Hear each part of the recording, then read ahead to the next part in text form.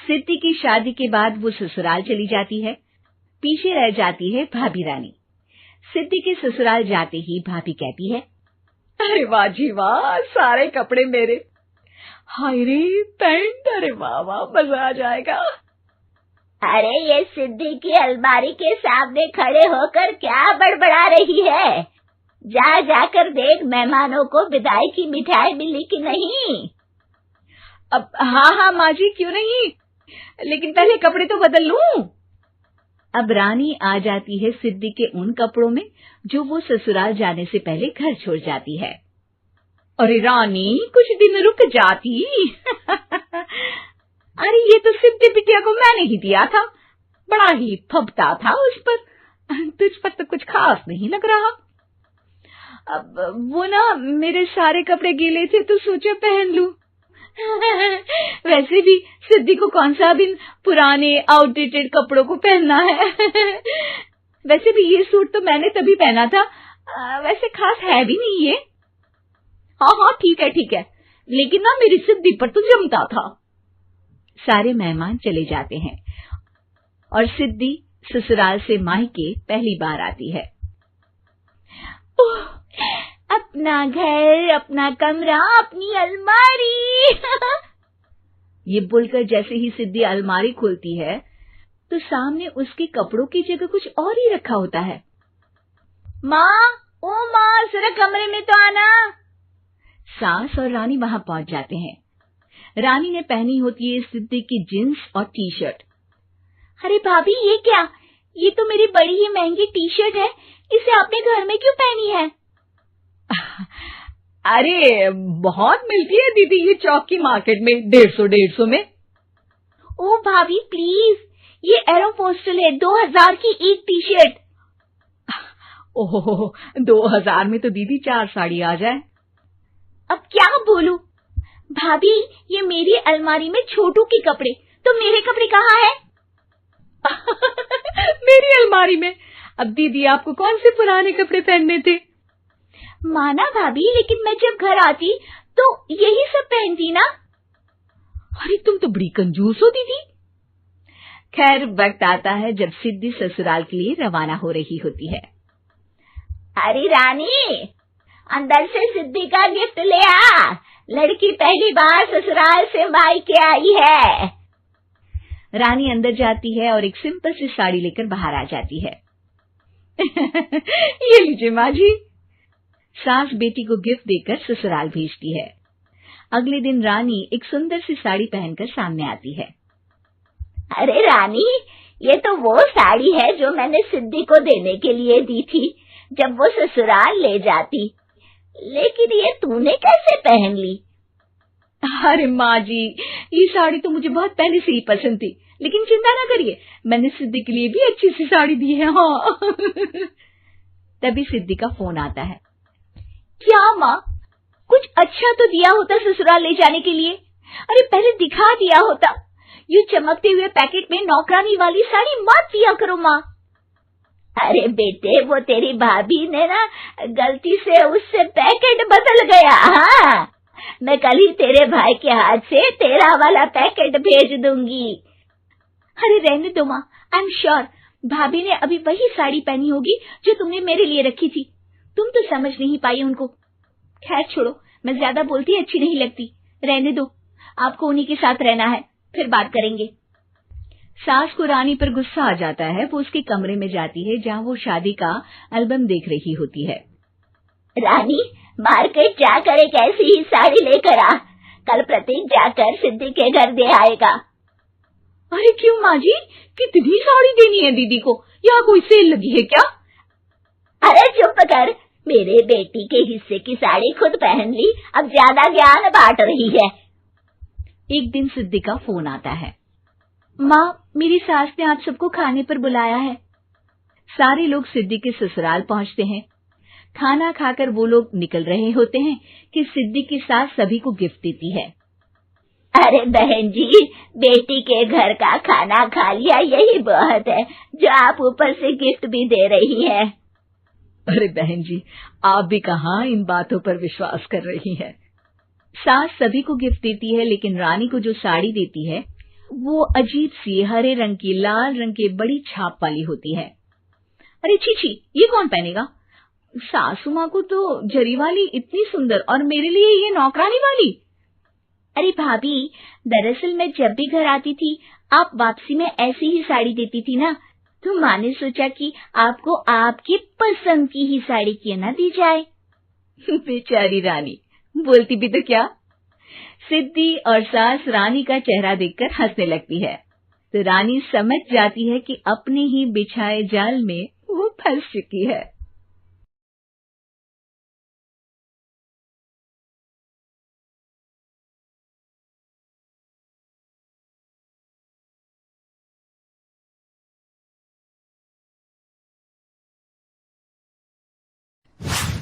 इसका नाम शशि रखते हैं।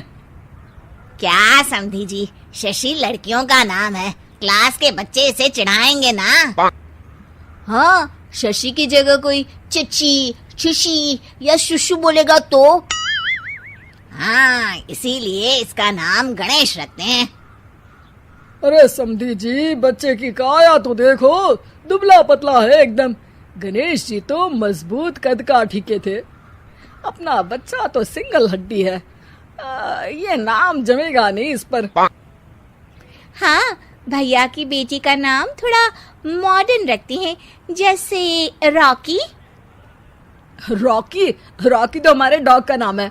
अगर ऐसा ही नाम रखना है तो शेरू रख लो। आप लोग कुछ भी बोल रहे हैं। अरे कुछ भी बोलना, रॉकी बोलने से तो बेहतर ही है ना। किरण और रवि को पहला बच्चा हुआ था।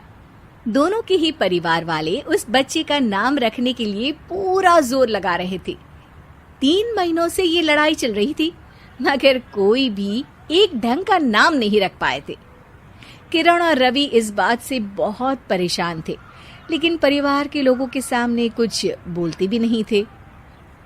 दामाद जी पे गया है बेटा, उनका नाम रवि है तो इसका नाम शनि रख देते हैं। शनि देव रवि, यानी सूर्य के ही तो बेटे थे ना। अरे समधन जी, आपने अकल चोर बाजार में बेच दी है क्या? शनि कैसा नाम है? ऐसे तो आप आगे आने वाले बच्चों के नाम साढ़े साती और दैया रख देंगे। हैं? अरे जबान संभाल कर बात कीजिए। और आप भी जबान संभाल कर नाम बताइए। शनि नाम रखोगी तो कोई भी इस पर तेल डालकर चला जाएगा। किरण के सब्र का बांध टूट रहा था। बच्चे पे पहला हक उसकी माँ का होना चाहिए, है कि नहीं? नाम मुझे रखना था, लेकिन सब लोग मिलकर नाम रखना चाहते हैं। ऐसा लग रहा है कि सब लोग लूडो खेल रहे हैं। कौन पहले नाम रखेगा बच्चे का? बात तो सही कह रही हो तुम, लेकिन तुमने क्या नाम सोचा है किरण? टाइगर। अरे यार किरण, माना कि तुमको टाइगर श्रॉफ पसंद है, पर बच्चे का नाम थोड़ी ना रख देंगे। ऐसे तो मुझे मोगेम्बो पसंद है, तो क्या बच्चे का नाम मोगेम्बो रख दूंगा?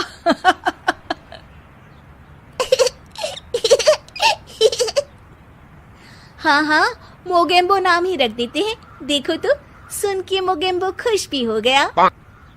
अरे मजाक छोड़ो।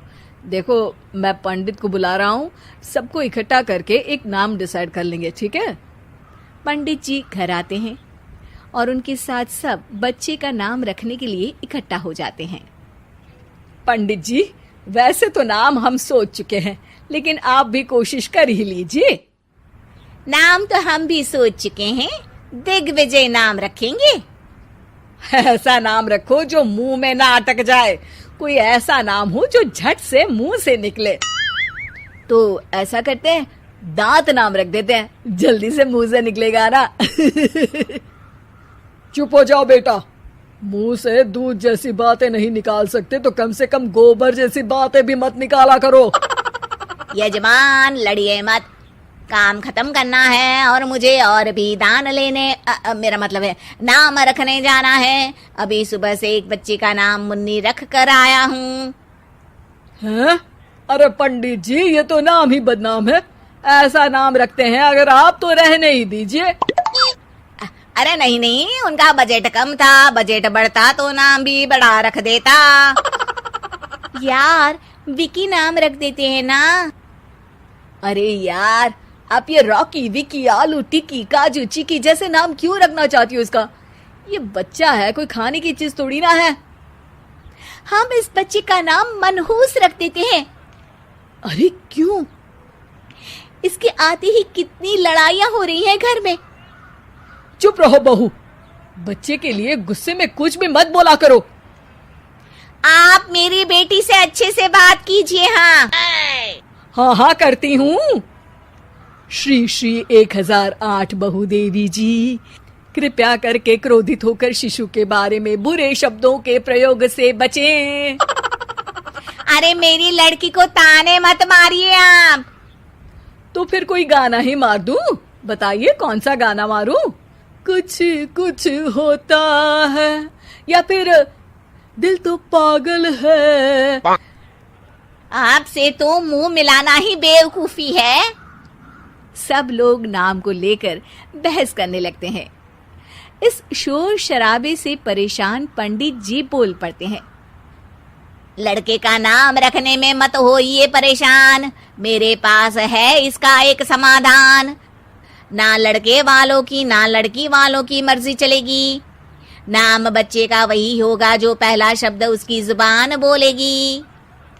सब पंडित जी के इस उपाय को मान लेते हैं और सब बच्चे के आसपास खड़े होकर बोलने का इंतजार करते हैं।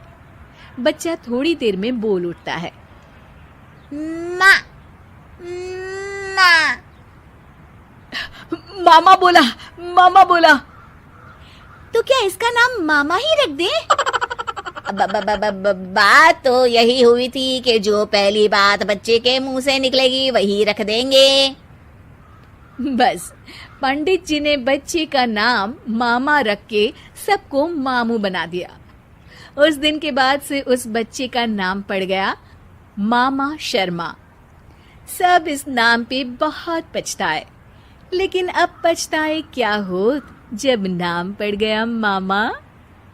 शिक्षा: कोई भी जरूरी काम शांति से मिलकर करना चाहिए, वरना अनचाहे परिणाम के साथ समझौता करना पड़ता है।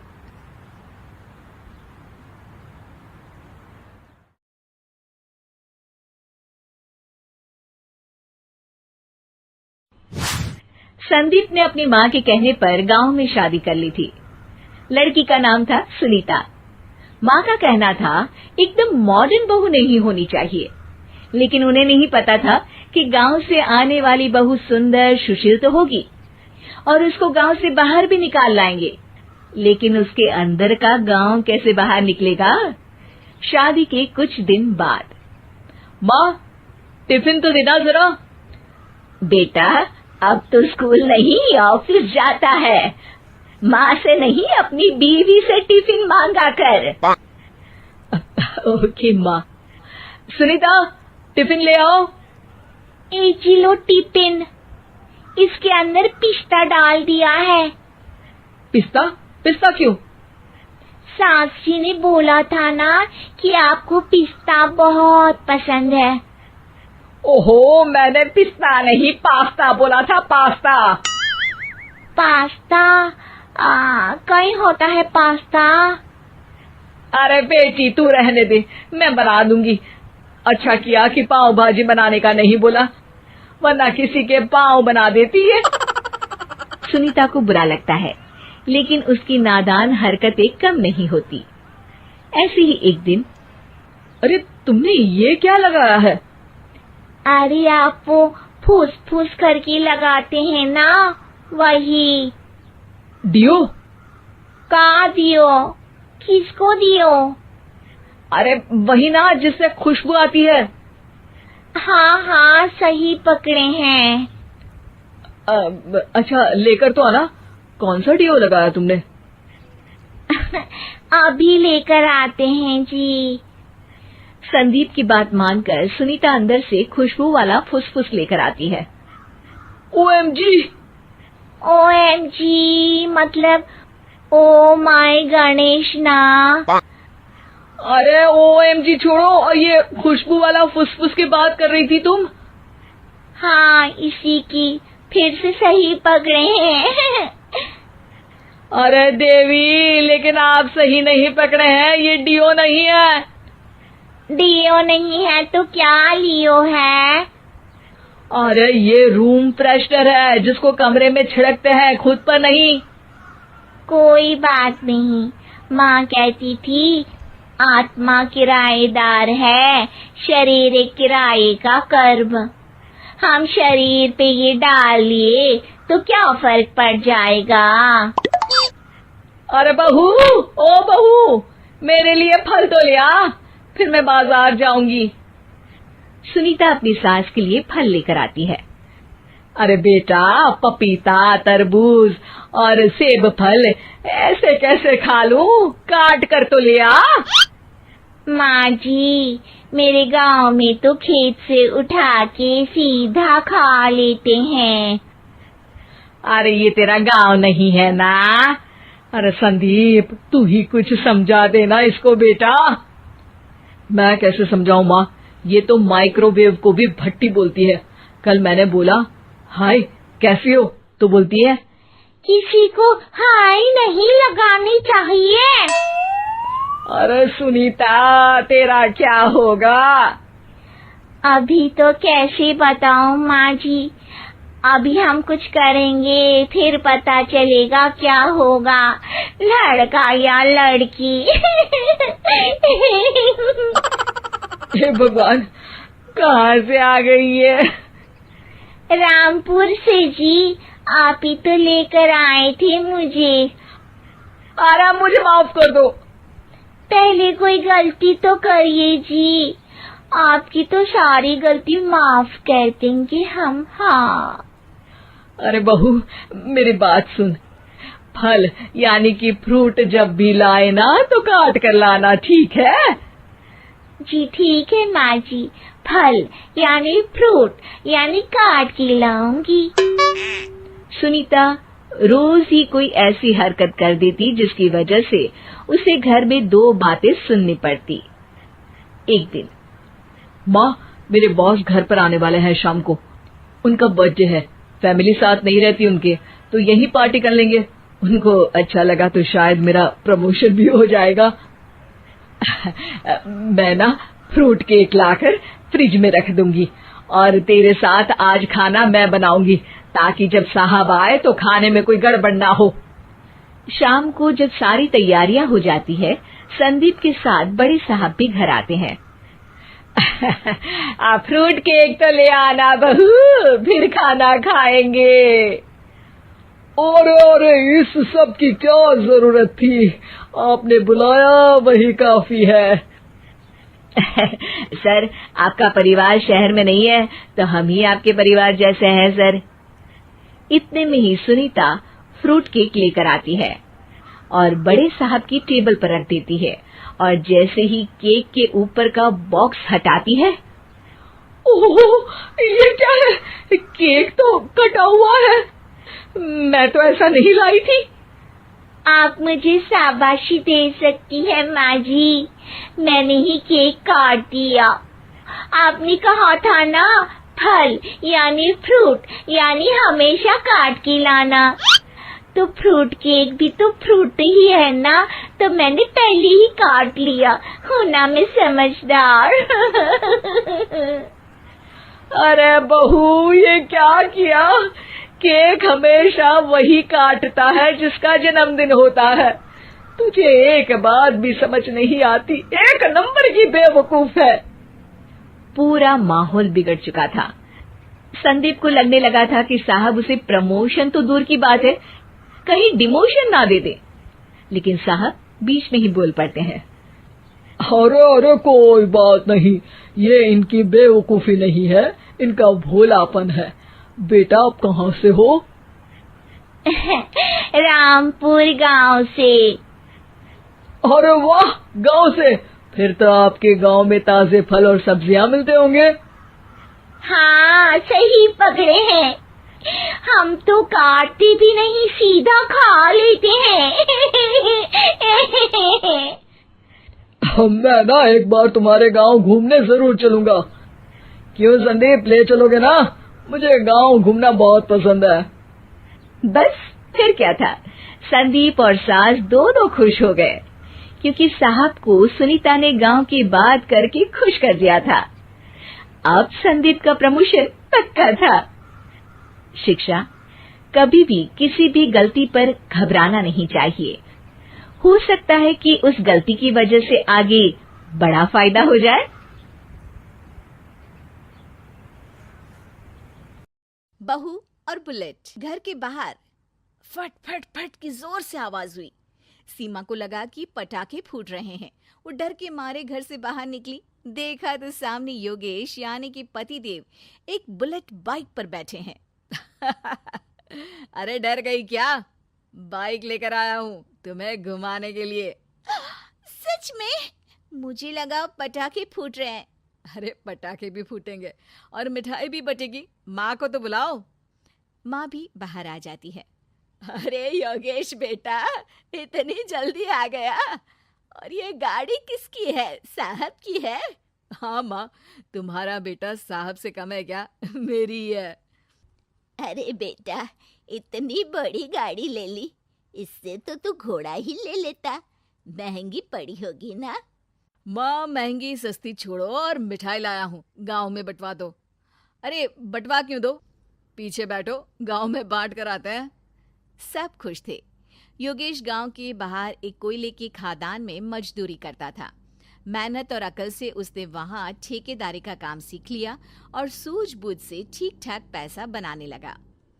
गांव में बात फैल गई कि योगेश के घर धमाका गाड़ी आई है। ऐसी गाड़ी पहले कभी किसी ने गांव में तो देखी नहीं थी।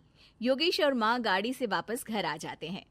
बेटा, बाबूजी ऊपर से देख रहे होंगे और आशीर्वाद भी दे रहे होंगे तुझे।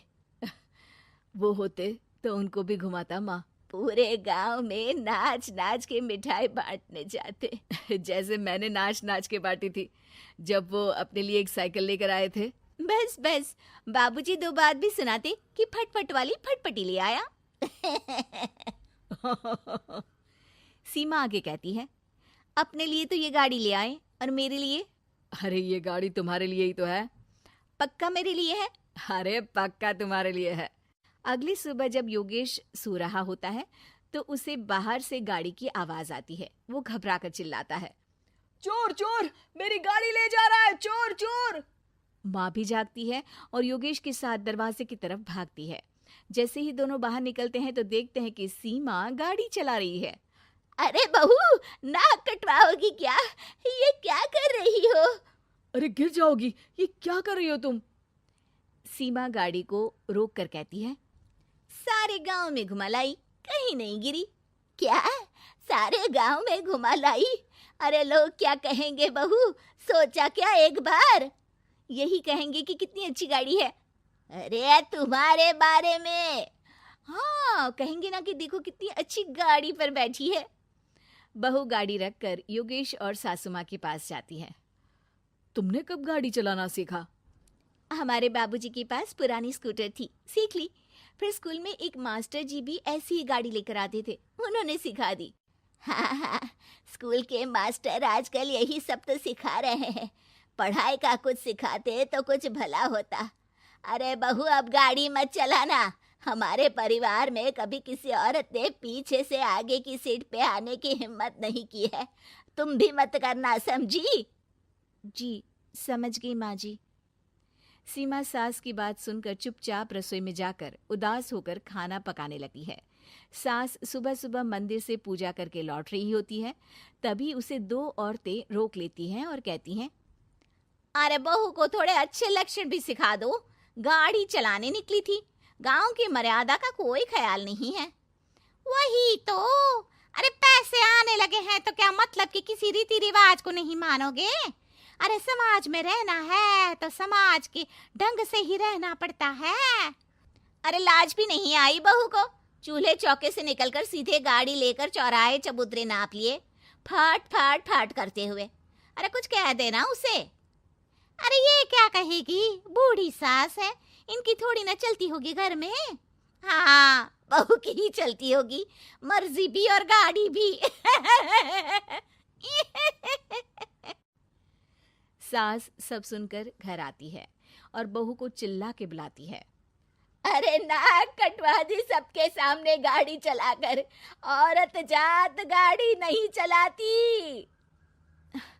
शहरों में तो 4 पहियों वाली गाड़ी भी चलाती हैं और हेलीकॉप्टर, हवाई जहाज भी। शहर में थोड़ी ना रहती हूँ मैडम साहिबा, आज के बाद गाड़ी से ही नहीं यूं भी निकलना बंद तुम्हारा घर से। माँ सही कह रही है, कहीं भी जाना हो तो मुझे बता देना, मैं लेकर चलूंगा। आज माँ को तुम्हारे कारण कितनी बातें सुननी पड़ी। इतना कहते हुए योगेश वहां से चला जाता है। बारिश की वजह से कारखाने के रोड पर कीचड़ रहता है, इसीलिए योगेश गाड़ी घर रख कर जाता है और किसी से लिफ्ट लेकर कारखाने पहुंचता है ताकि नई गाड़ी गंदी ना हो। लेकिन शाम को इतनी तेज बारिश होती है कि उसे वापस आने का कोई साधन ही नहीं मिलता। बारिश बढ़ती जाती है, रात के 11 बज जाते हैं। रास्ते में एक नदी का ब्रिज है, अगर उस पर पानी आ गया तो योगेश कारखाने में ही फंस जाएगा। पूरी रात भूखे प्यासे बितानी पड़ेगी। घना अंधेरा, बिजली की कड़कड़ाहट और तेज बारिश। राजेश डर भी रहा था, ठंड से कांप भी रहा था। तभी उसे रोड से आती हुई एक रोशनी दिखती है। वो देखता है कि उसके सामने एक बाइक आकर खड़ी हुई है। वो ऊपर वाले को धन्यवाद देकर उस बाइक वाले आदमी की तरफ बढ़ता है, पर पास जाकर देखता है तो भौचक्का रह जाता है। सीमा, तुम यहाँ इतनी बारिश में गाड़ी पर? पहले बैठो तो, नदी ब्रिज पे आ जाएगी तो जाना मुश्किल हो जाएगा। योगेश गाड़ी के पीछे बैठता है। सीमा गाड़ी चला रही है। मैंने तो तुमको पहचाना ही नहीं। गाड़ी की आवाज तो पहचानी होगी ना। अरे पर मुझे नहीं पता था कि तुम आओगी। अच्छा किया कि तुम आ गई। माँ नहीं आने दे रही थी, पर हमेशा पति पत्नी की रक्षा थोड़ी ना करेगा, पत्नी को भी तो करनी चाहिए। योगेश को सुबह अपने किए पर पछतावा होता है। उसकी आंख में आंसू आ गए जो बारिश की बूंदों में बह गए थे। उसके बाद सीमा को सास ने और योगेश ने खुशी खुशी समाज की सीमा लांघने की मंजूरी दे दी। अब वो जहां भी जाती फट फट फट गाड़ी पे ही जाती।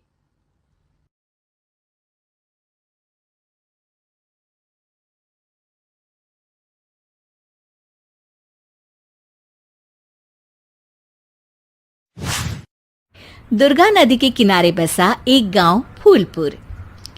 गांव में कुछ 100-150 लोग रहते थे। अंजलि, जो कि पास ही के जिले में रहती थी और 12वीं पास कर चुकी थी, उसके पिताजी ने बेटी को जल्दी विदा करने के लिए उसकी शादी फूलपुर गांव के मुकेश से करवा दी थी।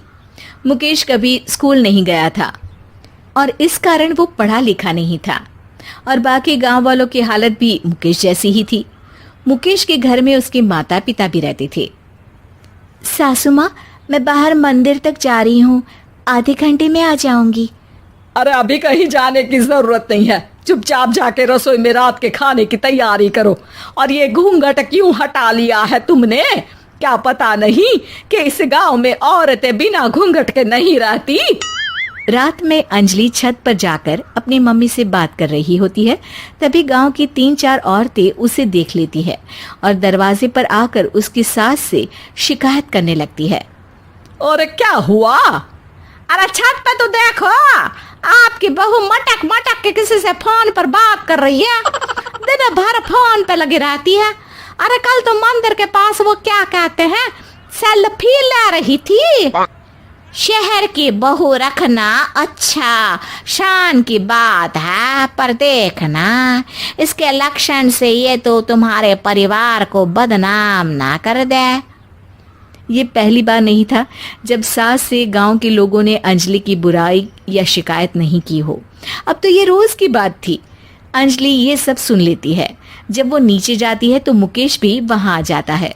सास कहती है, बेटा, लोग घर आकर शिकायत करने लगे हैं बहू के कामों की, देख लो। पति हो, संयम से रखो इसे। माँ जी, मैं तो अपनी माँ से बात कर रही थी क्योंकि यहाँ कोई बात करने लायक ही नहीं है और अब मैं माँ के पास ही रहूंगी। वहाँ क्या रहना, वहाँ बाहर के लोग तो ठीक है पर घर के लोग भी इज्जत ना दे सके। अरे नहीं नहीं अंजलि, ऐसा नहीं है, धीरे धीरे सब ठीक हो जाएगा, तुम फिक्र ना करो। अरे बस कुछ बोलना ही नहीं है, सर पे चढ़ा रखा है बहू को। सास मुकेश की नरम बात सुन के वहां से मुंह चढ़ाकर चली जाती है। मैं तो कहती हूँ हम दोनों शहर चले जाते हैं। मैं पढ़ी लिखी हूँ, मुझे वहां नौकरी भी मिल जाएगी और थोड़े दिनों में आप भी वहां कुछ काम ढूंढ लेना। अरे नहीं नहीं अंजलि, हम यहाँ ना गांव का खेत, माँ पिताजी को छोड़कर शहर नहीं जा सकते। माँ पिताजी को कैसा लगेगा और गांव वाले क्या सोचेंगे। ये कहकर मुकेश सोने चला जाता है और अंजलि की गांव वालों द्वारा बुराई का सिलसिला बहुत दिनों तक चलता ही रहता है। लेकिन अंजलि गुस्सा ना दिखाते हुए समझदारी से काम लेती है। बारिश का मौसम चालू हो जाता है। जोरदार बारिश से पूरे गांव में हाहाकार मच जाता है। दुर्गा नदी में बाढ़ आ जाती है और बाढ़ का पानी पूरे गांव की फसल तबाह कर देता है। फसल की ये हालत देखकर गांव वाले निराश हो जाते हैं और बात तो यहाँ तक पहुँच जाती है कि कुछ लोग तो अंजलि को इस सब का दोषी ठहरा देते हैं। अरे पूरी फसल तबाह हो गई, पता नहीं किसकी नजर लग गई है। अरे जब से चौधरी परिवार में ये शहर की बहू आई है ना, तब से ही गांव की शांति चली गई है। इसके कर्म कांड से माँ दुर्गा नदी भी खुश नहीं है। ये सब सुनकर बेचारी अंजलि रोते हुए अपने घर चली जाती है। कुछ दिन बाद सभी गांव वाले अपनी फसल का मुआवजा लेकर अपने अपने घर आते हैं। मुकेश भी 1500 लेकर आता है। अंजलि को जब पासबुक दिखाता है तो अंजलि हैरान हो जाती है। अरे ये पासबुक में तो उन्होंने 4000 की एंट्री करी है और आपको सिर्फ 1500 दिए। सच में? अरे वो सरकारी अफसर आपको बेवकूफ बना रहे हैं। सरकार की तरफ से हमें 4000 मिले हैं, लेकिन बाकी का सारा पैसा खुद ही खा रहे हैं। आप लोग के अनपढ़ होने का फायदा उठा रहे हैं। ये सब सुनकर मुकेश परेशान हो जाता है, लेकिन अंजलि उसे हिम्मत से काम लेने को कहती है और सुबह होते ही मुकेश को पंचायत कार्यालय ले जाती है और साथ में गांव के और लोगों को भी। आप सरकारी बाबू क्या गांव के लोगों को बेवकूफ समझते हैं? आपको क्या लगता है ये पढ़े लिखे नहीं है तो आप कुछ भी मनमानी करेंगे? ये बेचारे दिन रात इतनी मेहनत करते हैं, ये हमारे अन्नदाता हैं और आप इनके साथ ऐसा धोखा करते हैं। अरे क्या बके जा रही है ये लड़की, किस धोखे की बात कर रही है? अपने कांड करके नदी माँ को नाराज करके हमारा नुकसान करके इसे चैन नहीं मिला क्या? सरपंच जी, इन सरकारी बाबू ने मुझे बेवकूफ बनाया है और मेरे हिस्से के पैसे खुद चट कर गए। बस ये सुनते ही सरपंच वहां से दुम दबाकर भाग जाता है। पता चलता है कि जनपद अधिकारियों ने गांव के सरपंच के साथ मिलकर सबके साथ धोखा किया है।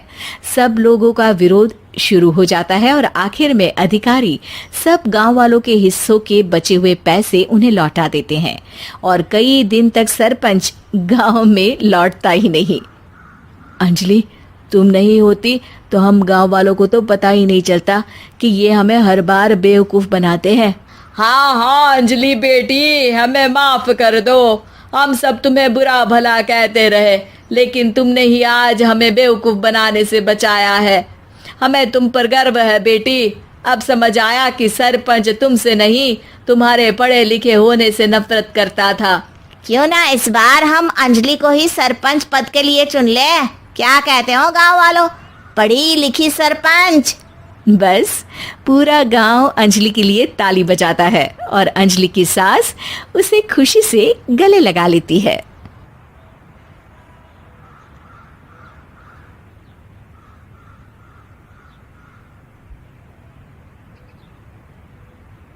क्या करूं मैं इतनी सुंदर हूं तो? श्रीवास्तव मौसी का जब बेटा हुआ था, उन्होंने तभी ठान लिया था कि अपने बेटे के लिए सबसे सुंदर लड़की का हाथ मांग कर लाएंगी। श्रीवास्तव मौसी को भी बचपन से हीरोइन बन के रहने का बड़ा शौक था, तो बहू भी उनको हीरोइन जैसी ही चाहिए थी। एक दिन उन्होंने मिस गाजियाबाद डिम्पल से उसकी शादी करवा दी। यहाँ बस एक ही दिक्कत थी, डिम्पल को फेस मास्क बनाना तो आता था, पर आटा गूंथना नहीं आता था। बातें तो पक्की पक्की करती थी, पर रोटियां कच्ची पक्की बनाती थी। कमला बहन, मानना पड़ेगा, आप शहर की सबसे सुंदर लड़की को ब्याह कर ले आई है अपने बेटे के लिए। अब इसमें हमने तो कुछ नहीं किया भाई साहब, सब ऊपर वाले की कृपा है। जी जी, तो क्या क्या कर लेती है आपकी बहू? सब कुछ। जाओ बेटा डिम्पल, शर्मा जी के लिए थोड़ा नाश्ता पानी बना लाओ। डिम्पल नजदीक जाकर श्रीवास्तव मौसी के कान में फुसफुसाती है। मम्मी जी, नाश्ता बनाना तो नहीं आता, सिर्फ पानी ले आओ। अरे बेटा, तुझे देखने कितने लोग आए हैं, इन सबको पानी पिलाने का ही इरादा है क्या? सुंदर हूँ इसलिए देखने आए हैं। क्या करूँ, मैं इतनी सुंदर हूँ तो आप ही बताओ ना, क्या करूँ मैं? अरे बेटा, कुछ मत कर, खाना बनाना सीख ले बस। श्रीवास्तव मौसी के लिस्ट में सुंदरता सबसे ऊपर आती थी और उन्हें उसी का फल मिला। उनके बेटे अशोक ने एक दिन माँ से शिकायत की। माँ, कैसी बहू ढूंढ कर लाई हो? मैं शाम को थक हार कर घर लौटता हूँ तो मुझे कहती है, आज पेडिक्योर करना है, करवा दोगे? अरे जबकि दिन भर काम करके पाँव मेरे थके थे। अरे बेटा ठीक है ना, धीरे धीरे सीख जाएगी। अरे क्या सीख जाएगी माँ, उससे कुछ भी नहीं आता। हफ्ते भर का शेड्यूल बना लिया है उसने, पेडिक्योर, हेड मसाज, मुल्तानी मिट्टी का ये वो, अरे पता नहीं क्या क्या। अरे मुझे तो नाम भी नहीं आते। देख बेटा, खाना बनाना, सब्जी काटना, ये सब सीखा जा सकता है, पर सुंदरता नहीं सीखी जा सकती। इतनी सुंदर बहू मिली है, फिर भी तू खुश नहीं है। कैसा बेटा है तू? श्रीवास्तव मौसी का मानना था कि समय रहते बहू सब सीख जाएगी, पर मिस गाजियाबाद से शादी कराने के बाद घर का जो नाम हुआ है वो जरूरी है। अरे सबकी बहू खाना बना लेती है, हमारे घर में तो काम वाली दीदी भी है, पर हमारे घर में जितनी सुंदर बहू है ना, उतनी किसी के घर में नहीं। ऐसा श्रीवास्तव मौसी सबको कहती रहती। फिर एक दिन वो हो गया जो नहीं होना चाहिए था। डिम्पल को पिंपल हो गया। डिम्पल घर में छुपी बैठी थी, पर ऐसी खबर छिपती कहाँ है। शर्मा जी घर में अपने बेटी की शादी का न्योता देने आए तो उन्होंने पूछ लिया, अरे आज आपकी बहू नहीं दिख रही?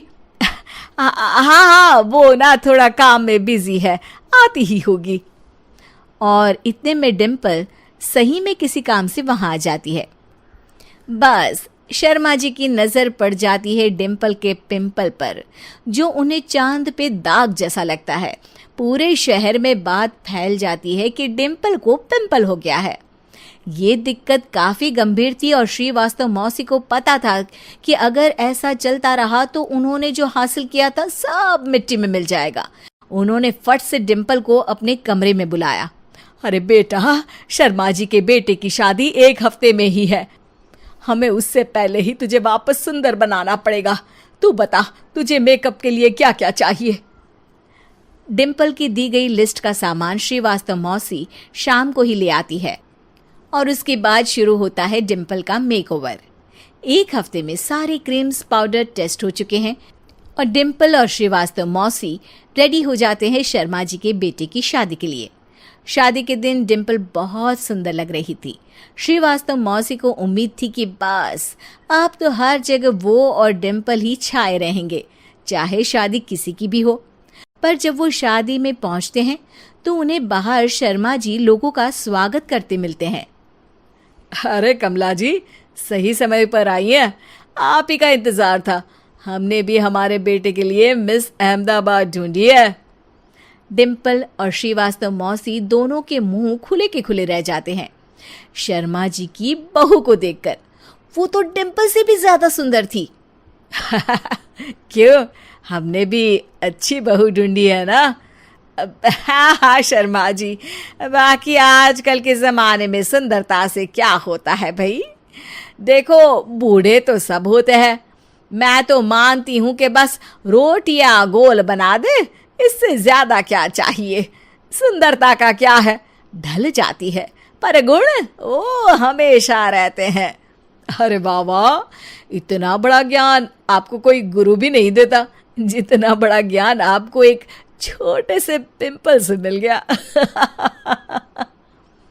अगले दिन जब अशोक डिम्पल से बात कर रहा होता है कल शादी में मिस अहमदाबाद के बाद सब मिस गाजियाबाद यानी तुमको ही देख रहे थे। क्या करूं, मैं इतनी सुंदर हूं तो आप ही बताओ क्या करूं क्या करूं मैं तो कहती हूँ कि घर का कोई काम कर या फिर बाहर अपने लिए कोई काम ढूंढ ले। है? क्या कहा माँ जी? हाँ जी, सुंदरता का क्या है? कल तूने मिस अहमदाबाद से मात खाई, आगे कोई मिस हैदराबाद आ जाएगी या मिस फैजादाबाद आ जाएगी, इसलिए काम पर ध्यान दो। हाँ। और कुछ महीनों बाद, अरे बहू, काम करने के बाद तू सुंदर नहीं, अति सुंदर हो गई है।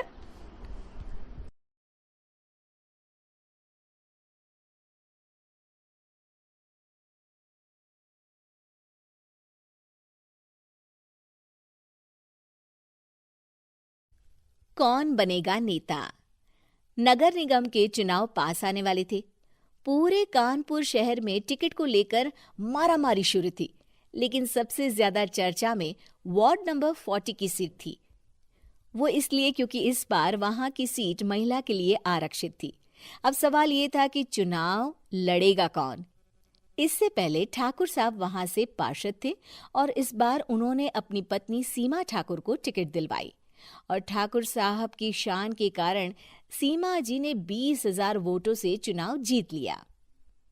अरे बधाई हो सीमा भाभी, अब तो आप वार्ड की पार्षद बन गई हैं। अब तो हमारे काम आप ही करवाएंगी। अरे ये तो सिर्फ नाम की पार्षद बनी है, वो तो महिला सीट आ गई, वरना पार्षद तो मुझे ही बनना था। अब भले ही चेहरा इसका होगा लेकिन पावर तो मेरी ही होगी। अरे वाह भाई साहब, क्या दिमाग लगाया है आपने भी। आइए आप लोग, खाना लगा दिया है सबके लिए। सीमा जी पार्षद बन चुकी थीं, फिर भी उनकी एक ना चलती। सारे काम ठाकुर साहब खुद ही संभाल लेते और जहां जरूरत पड़ती वहां सीमा जी का अंगूठा लगवा लेते। सीमा जी ज्यादा पढ़ी लिखी भी नहीं थी। एक दिन ठाकुर साहब और सीमा एक प्रोग्राम में जाते हैं। अरे ठाकुर साहब, आप आ गए। ओहो, पार्षद मैडम भी आ गई हैं। स्वागत है आप दोनों का। लगता है हमारे पार्षद फंड का सही इस्तेमाल हो रहा है। चलिए अब उद्घाटन करते हैं। ये लीजिए ठाकुर साहब कैची, आप ही सबसे पहले प्रवेश कीजिए। सब लोग आगे निकल जाते हैं और सीमा जी पार्षद होने के बावजूद भी पीछे खड़ी रह जाती हैं। वो देखती हैं कि वेलकम बोर्ड पर उनका नाम है, लेकिन महिला होने के कारण कोई उनका सम्मान नहीं कर रहा। अगले दिन एक आदमी उनके घर आता है। अरे ठाकुर साहब नमस्कार। कल ना हम नोटिस किए कि हमारा घर तो अवैध है और नगर निगम वाले उसे तोड़ने आ रहे हैं। अरे कुछ कीजिए ना ठाकुर साहब। देखो भाई, मैं तो ज्यादा कुछ कर नहीं सकता, पर अगर तुम सबकी जेब गर्म कर दो तो कुछ हो सकता है। कुल मिलाकर 4 लाख लगेंगे। अरे 4 लाख ठाकुर साहब? अरे भाई, मैं अपने लिए नहीं मांग रहा हूँ। दरोगा है, इंजीनियर बाबू है, बड़े साहब है, सबको देना पड़ता है ना थोड़ा थोड़ा। बोलो है मंजूर? तभी वहां अचानक सीमा जी आ जाती हैं। अरे ये आप क्या कर रहे हैं? पहले इन्हीं लोगों से तो आपने वोट मांगे, अब इनसे ही पैसे ले रहे हो। अरे चुप रहो तुम, तुम्हारा काम है सिर्फ अंगूठा लगाना, तुम वही किया करो। मुझे दूसरे काम तुम मत सिखाओ, समझी? और तुम ना जाओ, अब पैसे लेकर आओ, वरना जेसीबी किसी भी वक्त आती होगी। सब कुछ ऐसे ही चलते रहता है। एक दिन सीमा जी और ठाकुर साहब को एक लोकल मीटिंग में बुलाया जाता है। वहां पर कई और अधिकारी लोग भी मौजूद रहते हैं। अब मैं चाहूंगा कि ठाकुर साहब हमारे बीच 2 शब्द कहें। मेरे प्यारे भाइयों और बहनों, आज मेरा सौभाग्य है कि मैं आप सबकी सेवा दिन रात कर पा रहा हूं। आपने मेरी पत्नी को भारी मतों से जिताया है, इसलिए मैं आप सभी का शुक्रगुजार हूं। मैं आप सबसे वादा करता हूं कि हमेशा की तरह हमारे वार्ड में किसी को कोई तकलीफ नहीं आने दूंगा। सभी लोग तालियां बजाने लगते हैं। अब मैं माननीय पार्षद मैडम को स्टेज पे बुलाना चाहूंगा। अपने नाम को बुलाया सुनकर सीमा जी एकदम चौंक जाती है। उन्हें बिल्कुल उम्मीद नहीं थी कि इतनी बड़ी जगह उन्हें मंच पर बुलाया जाएगा। जैसे तैसे वो मंच पर चढ़ती हैं। ऊपर जाते ही सीमा जी को सारी पुरानी बातें याद आ जाती हैं कि किस तरह उनके पति उन्हें कभी भी आगे बढ़ने नहीं देते और उनके नाम से गलत काम करते हैं। वो बोलने लगती हैं, मैं आपके वार्ड की पार्षद सीमा हूं। आप में से बहुत कम लोग ही मुझे जानते होंगे, क्योंकि इससे पहले मुझे कभी ऐसा मौका ही नहीं मिला।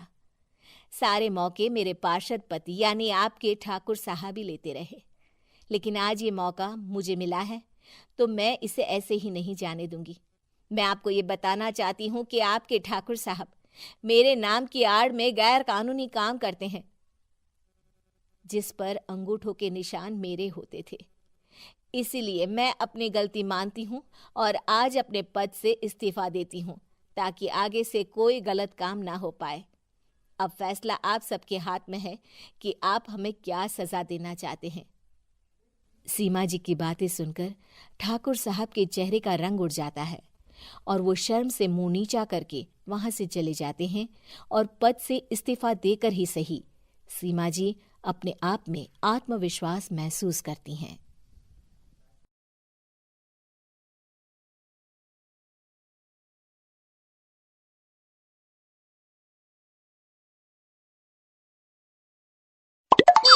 कंचन के बेटे ऋषि की शादी कहीं नहीं हो रही थी। एक तो ऋषि मोटा, ऊपर से कमाई भी कोई खास नहीं, लेकिन कंचन को तो शौक था मॉडर्न बहू लाने का, और उसे एक दिन ऐसी लड़की मिल भी जाती है। हमें तो आपका ऋषि बहुत पसंद है, लेकिन मैं आपको साफ साफ बता देती हूँ, मेरी बेटी के शौक थोड़े से अलग है बहन जी। अरे बहन, हमें सब पसंद है। आपकी प्रियंका जैसी लड़की की तलाश मुझे कब से थी, जींस पहनकर अंग्रेजी में गिटर पिटर बोला करे। अरे बहन जरा सुन तो लो, मेरी बेटी के शौक क्या क्या है। अरे नहीं नहीं बहन, बस लड़की को देख लिया तो सब कुछ देख लिया। आप ना शादी की तैयारी करो, और वो जरा सामान की लिस्ट भी दी है ना मैंने। हाँ बहन जी, सारा सामान शादी से एक दिन पहले ही आपके दरवाजे आ जाएगा। मजा आ गया, मजा आ गया। अब तो बस आप शादी की तैयारी करो। प्रियंका के माता पिता के जाने के बाद कंचन का पति उससे कहता है, अरे भाग्यवान, तुम तो कुछ ज्यादा ही जल्दी दिखा रही थी शादी की। अरे बोलने तो देती, लड़की की माँ क्या बोलना चाह रही थी।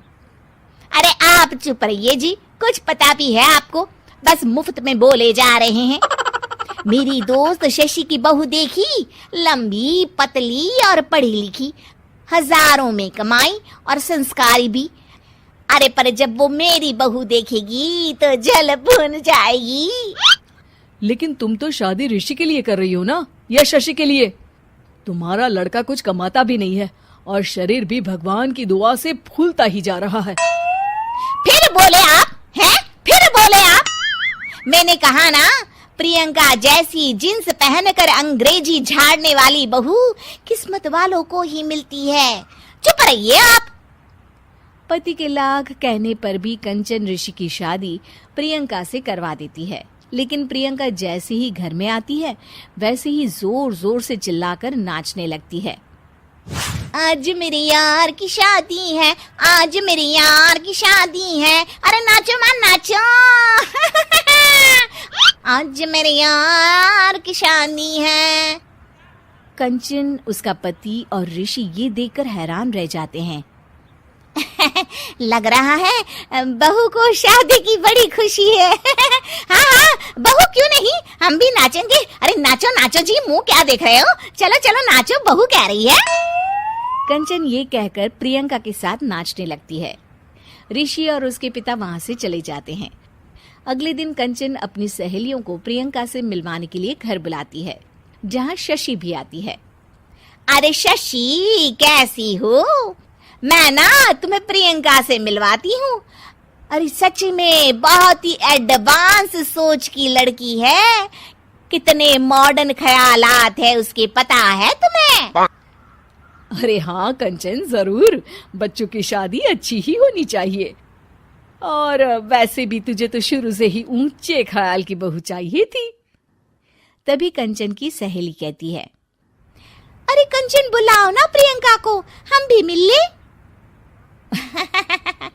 अरे बहू प्रियंका, जरा बाहर तो आना।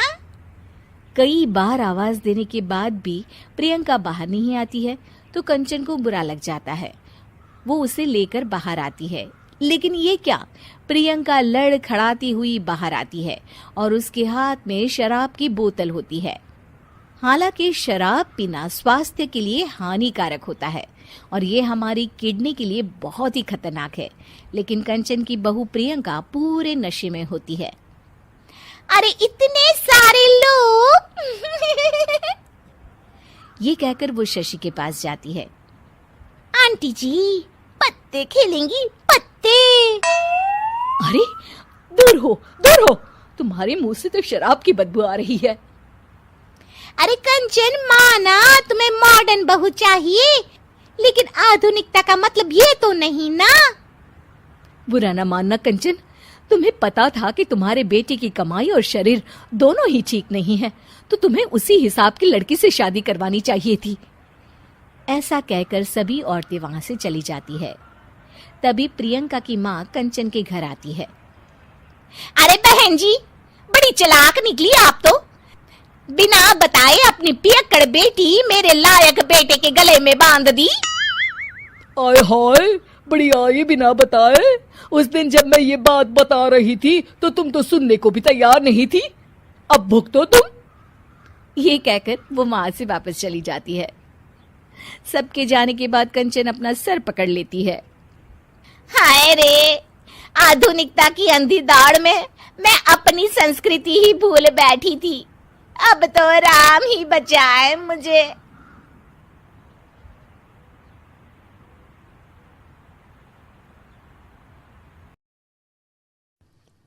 नौकरानी एक घर के लिए कितनी जरूरी होती है, आइए देखते हैं।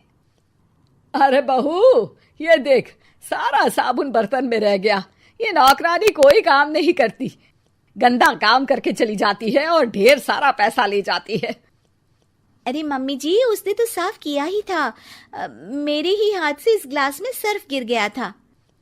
अरे बस कर झूठी, उसे बचाने के लिए सारी जुगत लगा ले, लेकिन मैं तो इसे निकाल कर ही रहूंगी। हमारे जमाने में ना कोई नौकरानी थी और ना ही ये चिकने बर्तन। चूल्हे के जले बर्तनों को राख रगड़ कर साफ किया करती थी मैं। अरे माँ जी, मैं कहाँ बचा रही हूँ उसे। और वैसे भी आजकल नौकरानी जरूरत नहीं, स्टेटस सिंबल बन गया है। अब आप बताओ, मैं मुन्ना को नीचे घुमाने ले जाऊं तो लोगों से क्या बोलूं? झाड़ू पोछा खुद लगा रही हूँ। लोग सीधा यही पूछते हैं कि कौन सी नौकरानी काम कर रही है तेरे घर पर। अरे बस कर, ये भी कोई बात होती है? मम्मी जी, आप नहीं समझेंगी। शाम को नौकरानी घर आकर काम कर ही रही होती है कि सास को कहती है, माँ जी, एक बात बोलूं, बुरा न मानना। अरे वैसे तो मुझे तेरी शक्ल ही पसंद नहीं है, बात क्या खाक पसंद आएगी। अरे माँ जी, सुन तो लीजिए क्या कह रही है। तो मैंने कौन सा उसका मुंह पकड़ लिया है? अरे माँ जी, वो लाल साड़ी पहनती हो ना, ना पहना करो। सास का गुस्सा अब तो 7वें आसमान पर होता है। अरे वाह जी वाह, क्यों ना पहना करूं? और तू होती कौन है ये बताने वाली कि मैं क्या पहनूं क्या ना पहनूं? अरे माँ जी, पूरी बात तो सुन लो, वो बोलना क्या चाह रही है। अरे बुरा न मानो आंटी जी। अरे कौन है आंटी? अपनी उम्र देखी है तूने? 2-4 साल ही छोटी होगी मुझसे और मुझे आंटी बोल रही है। बहू सर पर हाथ रख लेती है। अरे अच्छी खासी उम्र दराज हो और आंटी ना बोलूं? मैं तुम्हारी बहू से भी 4 साल छोटी हूं। क्यों दीदी? बोलती भी क्या, एक तरफ सास यानी पति की माँ, तो दूसरी तरफ नौकरानी जिसके बिना घर का काम नहीं चल सकता। वो दरअसल माँ जी की शादी पे बहुत जल्दी हो गई थी ना। अच्छा ये झगड़ा छोड़ो, ये बताओ तुम माँ जी को लाल साड़ी पहनने से क्यों मना कर रही हो? वो ना, इनकी उम्र की सारी औरतें सोसाइटी में इनके लिए बात करती हैं कि तुम्हारी सास बुढ़ी घोड़ी लाल लगाम है। बहू को ये सुनकर गुस्सा आ जाता है। अरे वाह वाह, कौन बोलता है जी? खुद क्या है यहाँ की औरतें, बाल सफेद लेकिन टाइट जींस और कोई कुछ भी पहने। अरे पहनना हमारा निजी हक है, किसी को कुछ हक नहीं बनता कि वो मेरी सास के लिए कुछ बोले। मैं आज ही जाकर माँ जी के लिए लाल जींस लेकर आऊंगी, फिर देखो कोई क्या बोलता है। अरे चुप लाल जींस। अरे सुन नौकरानी के बच्ची, जाकर बोल दे उन लोगों से कि उन लोगों की तरह मैं उड़ती नहीं फिरती हूँ घर बार छोड़कर। अपने बच्चों और नाती पोतों में मन लगाती हूँ, ना कि सारा दिन ताश के पत्तों में आंख गड़ाकर 3 पत्ती खेलूं। नौकरानी वहां से चली जाती है। वैसे बहू, नौकरानी के क्या फायदे हैं ये तो पता नहीं, लेकिन सबसे अच्छा तो ये कि पता चल जाता है कि कौन किसके लिए क्या बोल रहा है। सोसाइटी में तेरा नौकरानी रखने का इरादा बिल्कुल ठीक था। अगले दिन उन लोगों के घर की बेल बजती है। बहू दरवाजा खोलती है कि सामने कुछ औरतें खड़ी होती हैं। अरे बहू, कहाँ है तेरी सास? बुला जरा। अरे बहन जी, आप सारी एक साथ आइए आइए, कैसे आना हुआ? अरे 3 पत्ते खेलने आई हैं, क्यों खेलोगी? क्यों नहीं, वैसे भी बड़े दिन हो गए, एंटरटेनमेंट हुआ नहीं। बहू जा जाकर पकोड़े तो बना ला। अरे बस करिए, आगे कुछ पीछे कुछ।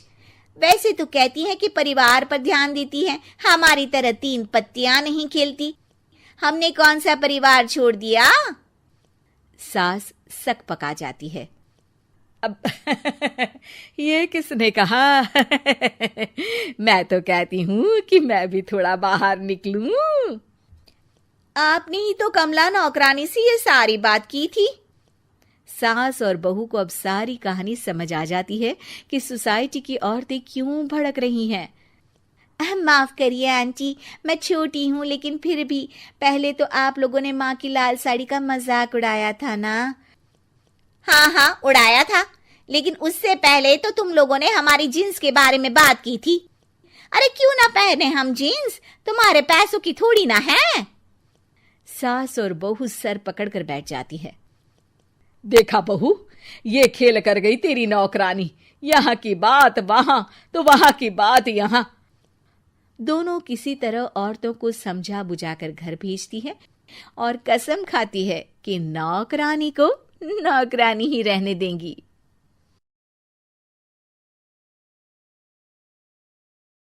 भाभी जरा मेरा टिफिन दे दो, कॉलेज के लिए लेट हो रही हूँ। ये ले बेटी तेरा टिफिन। तभी रमन भी वहां आ जाता है। माँ, तुम अकेले ही सारा काम क्यों कर रही हो? प्रतिज्ञा कहाँ है? तुम्हें उसकी फिटनेस का तो पता है ना, बैकयार्ड में एक्सरसाइज कर रही है। फिटनेस और एक्सरसाइज वगैरह ठीक है, लेकिन उसे घर के काम में तुम्हारी मदद भी तो करनी चाहिए। अरे ठीक है, सीख जाएगी। जब तक मैं हूं तुम्हें किस बात की फिक्र? हाँ? इसके बाद रमन और उसकी बहन दोनों घर से निकल जाते हैं और सास घर के कामों में व्यस्त हो जाती है। वहीं दूसरी तरफ प्रतिज्ञा अपनी एक्सरसाइज पूरी करके थकी हुई गार्डन में ही बैठ जाती है। आज तो पूरे 2.5 घंटे एक्सरसाइज कर ली। Now I am tired. थोड़ी देर आराम करके फिर शाम को योगा करूंगी। प्रतिज्ञा अपने कमरे में जाकर सो जाती है। सुबह से शाम हो जाती है। रमन और रेखा भी घर वापस आ जाते हैं, पर प्रतिज्ञा अभी तक कमरे से बाहर नहीं निकलती, जिस पर एक बार फिर अपनी माँ को अकेले काम करते हुए देखकर रमन उनसे कहता है, माँ, तुम हर समय अकेले काम में लगी रहती हो, आखिर प्रतिज्ञा पूरा दिन करती क्या है? बेटा, वो थक कर आराम कर रही है, आ जाएगी। तुम हाथ मुंह धोकर डिनर करने आ जाओ। रमन बिना कुछ बोले वहां से चला जाता है। थोड़ी देर बाद वो सब डिनर करने बैठते हैं, तभी प्रतिज्ञा भी वहां आ जाती है और डिनर में बने खाने को देखकर बोलती है, मम्मी ये क्या, सब कुछ तला भुना बनाया है। ऐसा खाना आप सब और मेरी हेल्थ के लिए कितना खराब है। प्रतिज्ञा, तुम खुद कभी माँ की मदद करती नहीं और ऊपर से खाने में नुक्स निकाल रही हो। अरे बहू, हम सबकी हेल्थ के बारे में ही तो सोच रही है। बहू, मुझे ना वो डाइट वाला और बिना घी तेल का खाना बनाना आता नहीं। कुछ नहीं होता मम्मी, वो भाभी बना लेगी। आखिर इतनी फिटनेस फ्रीक है, डाइट फूड बनाना भी जरूर आता होगा। वो सब डिनर करके सोने चले जाते हैं। अगली सुबह फिर हमेशा की तरह प्रतिज्ञा अपनी एक्सरसाइज और योगा करने लगती है और उसकी सास घर का सारा काम, जिसे करते हुए अचानक उनकी तबीयत खराब हो जाती है और सीने में दर्द शुरू हो जाता है। आह, आह, मर गई बहू। रमन, अरे कोई तो सुनो। और इसी बीच वे बेहोश हो जाती हैं।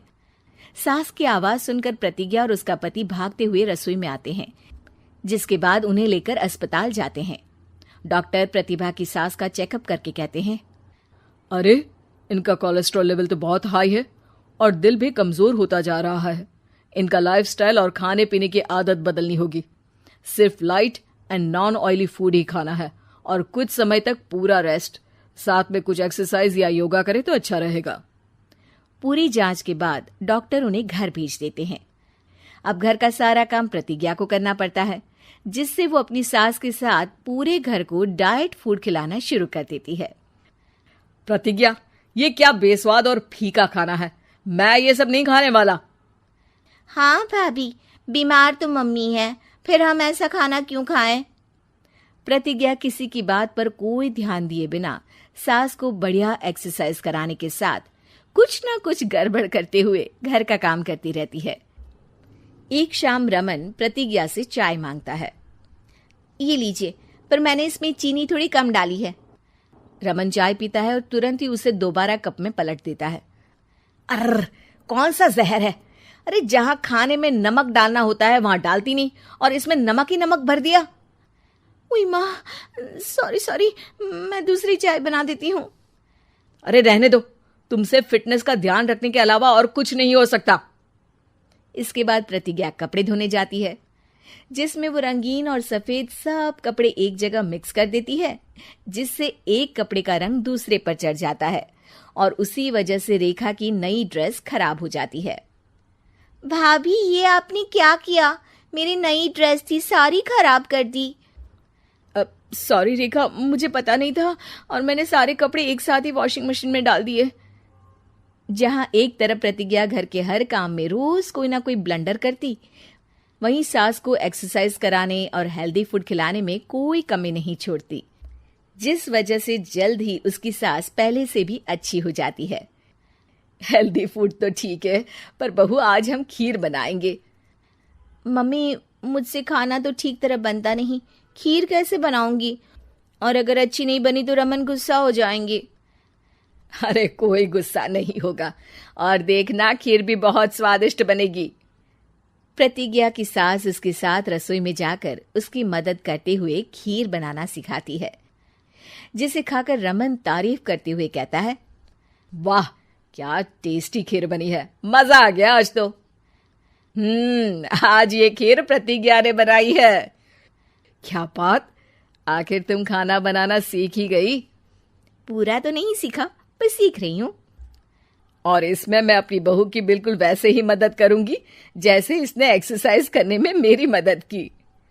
अब प्रतिज्ञा घर के काम में सास की मदद करने लगती है और उसकी सास एक्सरसाइज में प्रतिज्ञा को कंपनी देने लगती है, जिस पर दोनों सास बहू की जोड़ी को देखकर रेखा और रमन भी इंस्पायर हो जाते हैं। आज के बाद हम भी आपके साथ एक्सरसाइज करेंगे। अब पूरा परिवार एक साथ एक्सरसाइज करके डाइट फूड खाने लगता है।